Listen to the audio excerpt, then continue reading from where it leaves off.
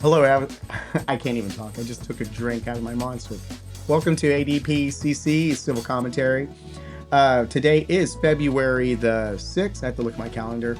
Yeah, I just got back from a canceled orthodontist appointment and it's cold. So I set my jacket and I was like thinking, you know what? I got to update my political channel because things are going to start stirring up for 2024. And I just want to go ahead and put my takes out there. And they're not as informed because I haven't really been focusing a lot on my political, I guess studying. But I do know the border here in Texas is another hot topic, and Taylor Swift and the Israel conflict with Palestine. So those are things I'm going to go ahead and discuss today, and not give you a super informed take, but just a regular person's take on, what's going on. And just go ahead and tell you what's been going on with me too, because it's part of making a community. And I've already had people recently just ask if I'm okay on Twitter. So, thank you. Yeah, everything's fine. As you know, I going through separation and also just exploring the possibilities of seeing how that might work in the future and just the divorce process and all that stuff. And it's just like, and the relationships after that. So just like things that took my time away from doing things that I like to do. And yeah, I'm back, baby. That's all I can say. I'm gonna make some content. But yeah, it's just like dealing with life and all the obstacles that come with it, the good and the bad, and it just takes time away. So canceled orthodontist appointments, parenting, job, adulting, just socializing is just like, yeah, I mean, it's been pretty active, so I'm not complaining. It's just like when you have things to do, it just makes things flow a lot faster, and you just realize like, man, I haven't made any content for my political channel. So that's what this is about. So let's go ahead and discuss the border. The border has always been an issue with conservatives, which, you know what, there's good points to be made. I don't believe in having an open border. I don't think we should just have like people just coming in that are not, filtered. And one of the things that a lot of conservatives would say when you would talk harshly about their beliefs is like, well, Obama made the cages. Obama was the porter in chief. And they're right. So I'm pretty sure Biden is trying to push that kind of the same vibe that he had when he was the vice president with Obama. But in my opinion, the reason things are a little bit crazy is because Trump was just wanting to really placate to conservative concerns by making the wall, pretty much fixing a thing that wasn't really broken. If anything, what Obama was doing, the immigration process was getting better. I mean, how can you be, as a conservative, trying to incriminate Obama for being tough on immigration, but yet you're wanting to say, oh, you're not tough at immigration? That makes no sense to me. You can't just say one thing and then just have a concern about another thing. And then you openly criticize Obama for making cages, for being the deporter in chief, but yet you're saying the Democrats are wanting people to come in. And what Trump did, he got rid of the asylum seeking process. And, it's just like to give red meat,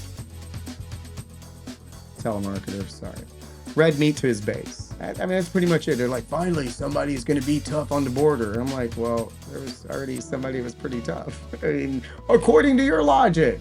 So, yeah. And then when you were not able to come in as an asylum seeker because of Trump, and then people had to be pushed on the other side, which in the past, they had constitutional rights to seek asylum in the United States. And Ben Shapiro made a really good point. He's like, well, let's just make more courts to accommodate people that are willing to come to the United States the right way. We could go ahead and see who they are, and we're just not having anyone come over. And now that Biden became president, he's just continuing the process that was working under Obama. He wanted to make asylum seekers have access, and since they had to wait so long for that to happen, they came in droves. So it did create a problem. But Republicans, conservatives, regular people are never gonna, they probably don't understand that. And even if they did, they're gonna still be like, la la la la la, I'm gonna continue to say Obama was the porter in chief and had made the cages and there was no progress in immigration, and I'm still gonna go. I mean, it gets ridiculous having a conversation with someone that's such an ideologue. They forget what happened in our country's history. You know what? If you want to be a patriot, you need to know our history. So know your history. So, I personally, as a North Texan, I don't really see an issue with, immigration. I don't see like people in my region, like crime and all that stuff. It's pretty chill. And I'm not saying there isn't any problems. I'm pretty sure if you live on the border, which there's going to be issues because border cities are notorious, even if you're in the Mexican side or the United States side, where there's going to be questionable behavior because that's an area where, narcotics are probably going to be pushed. So there's people with genuine concerns. And, I'm pretty sure they're like, yeah, I want a wall. But I think there's a lot of laws that we already have that exist already if we just enforce them, especially with businesses, because that was really interesting when COVID happened. Because, I'm friends and I have people that I'm related to that are conservatives. And one of the things that was really interesting is to see what they would post on their social media, especially during COVID when people weren't working and there was jobs. I literally saw so many posts of like help wanted. There's like people are not working these days, and if they're not dogging on immigrants, they're dogging on the younger American youth. It's just a pattern that I see all the time because the United States was banned from going to other countries during COVID because we had so many people catching COVID. We were a biohazard to other developed countries, and nobody was working, and no Americans were willing to work jobs. And there were so many people saying, "Yeah, man, I'm willing to pay really top dollar wage, and I still can't get people to work for me because immigrants were not wanting to come over because of the COVID issue that we had in this country." And it affected me. I would go to a fast food restaurant and they were just shorthanded. And I would always see people that I was related to, friends with, saying, "Oh man, there's a help wanted. People need to get out and work." Because immigrants weren't really coming. People that were south of the border that were typically coming in to take those jobs, they weren't working. And now they just have amnesia. They forget because now we have people working because Biden has been a little bit chill with people coming, and those jobs have been taken by who? I remember the housing market, there was a big pause of building homes because there's certain demographics of people that would do that. But now everything's back in the routine and people are building homes. People are able to go to their fast food and get their food, which I don't really partake in much fast food, but everything's getting back to be normal because Biden's president. I mean, you can say what you want about Trump. There's some good aspects of him helping the economy, but he was just maintaining what Obama had already done. And I don't know why people can't figure that out because just because you make a policy happens, it still takes like years for it to mature to see the positive effects. You can't just say, okay, I'm going to go ahead and push that legislation in and boom. Yeah, it can happen, but usually you have to see the benefits of something after it's happened for a year.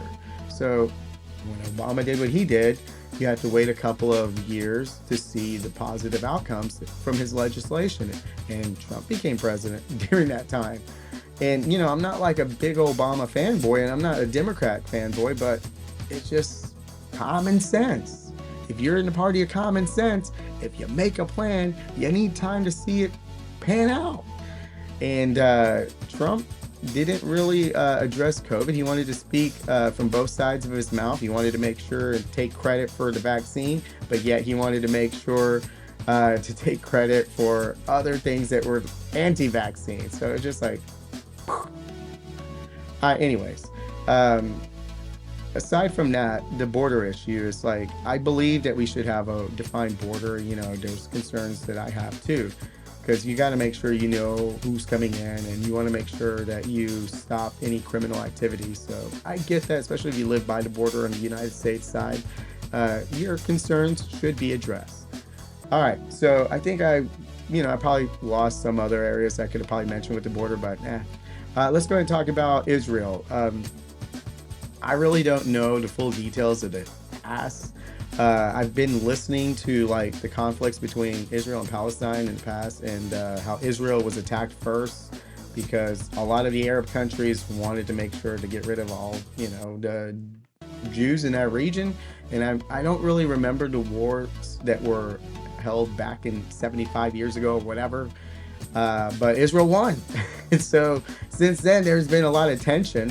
And bad behavior from both sides, but you're going to have a winner, you're going to have a loser. I mean, it's unfortunate when you have conflict. And what should the United States do?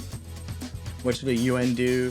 Is Israel's behavior been appropriate against the people that attacked them that day? I mean, there was like a festival and a lot of innocent people were killed. And I was told that a lot of people that were killed in the Israeli side were like liberals that supported Palestine. So it's just like Hamas was just going crazy, because I don't even think Hamas really cares for the people that they represent as well. So I really don't know the details, and I know that there's a leader that was elected, and I think he was supported by Hamas. I don't know, but he's getting criticized by Palestinians that working too much with Israelis.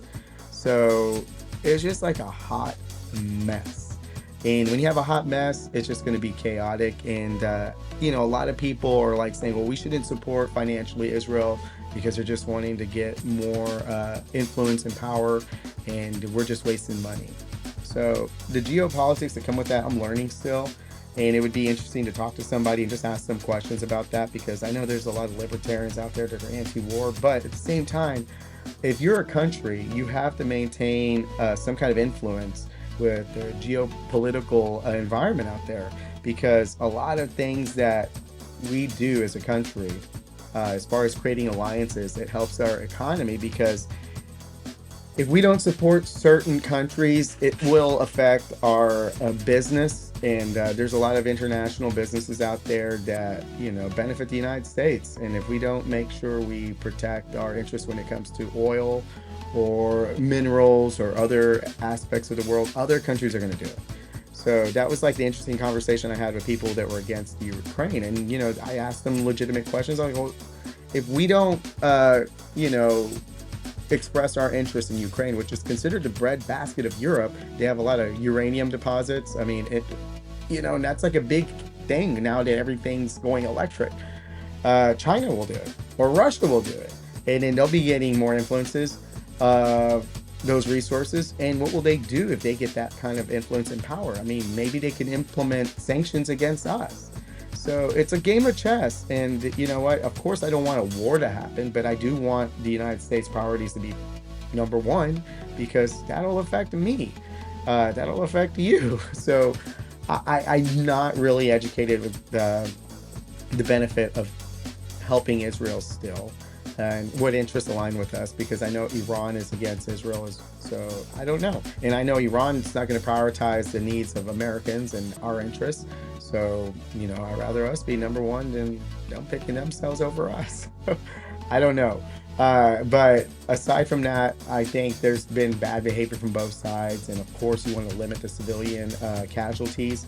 And unfortunately, Palestine's very populated, and they are utilizing that population to, house their Hamas. So it's just really hard. And a lot of people are saying that Israel is bombing civilians. And I'm just thinking, if civilians were the priority, more civilians could be lost. From what I've heard, the statistics are, cringe, but it's just not like something that Israel is really focusing on. But unfortunately, when you live in a heavily dense populated area, and and you're seeking Hamas out, I believe that's the name of the the military that's a little bit fanatic against Israel. It's just like it's a lose-lose situation. And I've been in so many situations in relationships, like danged if you do, danged if you don't. But at the same time, how does that impact Americans? I can see the concern with so many people that are in the libertarian mentality. They're like, well, no more wars. We got to focus on people. But it's just an interesting conversation to be had, and I got to do a little bit more research to have more of an opinion on that. But okay, Palestine, Israel, the border. What else? I'm trying to think. I mean, right now, that's pretty much it. I'm focusing on another YouTube channel, and trying to get healthier myself. Trying to do stuff to promote positive, optimistic mentalities out there. So check out that channel. That's called. Golly, I can't. See, look how organized I am today. It's called oh gosh, I can't even remember. Well, you can see it right there. You know, I like making content, but I'm not really as serious as I need to be, which is not good. Oh yeah, life gains 101. You know, I was thinking, you got to make some gains in life. And I'm a 101 kind of dude. I'm not a professional trainer. I'm not a nutritionist, but I'm pretty consistent at trying to take care of my body and myself, my health. And I'm a middle-aged guy, and I think when you see people that are in your peer group and you see them do what they need to do, it motivates you. I mean, I get inspired when I see people that I can identify with.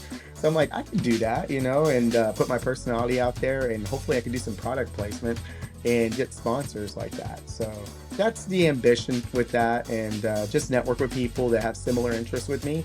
So yeah, that's pretty much it, and that's pretty much all for today's episode. I just want to keep you guys in the loop, and yes, um, I got to make sure I get an office that's just for recording. That's a bunk bed behind me because I have my desk in this area. I have a 2-bedroom apartment, so limited on space. So when my girls come over, they have access to a cool computer and a whole setup. They get to play their Roblox, and they're just like,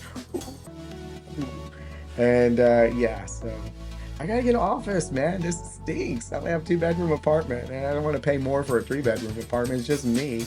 So yeah, I'm used to having like my own man cave, but it is what it is, and I have a nice place. So I'm not complaining, but my entitled mentality of what I had before, it's no longer here. So it is what it is, and cordial relationships exist, and I'm willing to build more. So it's awesome right now. I have the day off, getting to connect with you guys. So hopefully you guys are doing well, and I'll see you when I see you the next time. So have a good one. Let me shut this off now. Peace.